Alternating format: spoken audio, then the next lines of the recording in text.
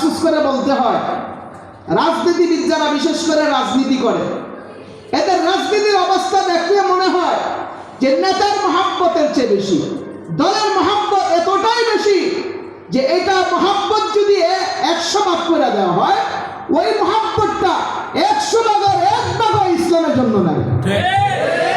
কথা বলে না ঠিক না বেঠি? ওই মহাব্বত আল্লাহর জন্য, নবীর জন্য 100 ভাগের 1 ভাগও নাই, যতটা মহাব্বত দলের জন্য আর তাদের নেতার জন্য। অথচ আমার আপনার নবীজি কি বলে, লা ইউমিনু আহাদুকুম হাত্তা আকুনা আহাব্বা ইলাইহি মিন ওয়ালিদিহি ওয়া ওয়ালাদিহি ওয়ান নাসি আজমাইন। ততক্ষণ পর্যন্ত তোমরা কামিল মুমিন হইতে পারবা না যতক্ষণ না পর্যন্ত তোমার সন্তানের চেয়ে বেশি, যতক্ষণ না পর্যন্ত তোমার মা বাবার চেয়ে বেশি আমি নবীকে মহাব্বত ভালো না বাসবা, ততক্ষণ পর্যন্ত তোমরা কামিল মুমিন হইতে পারবা না।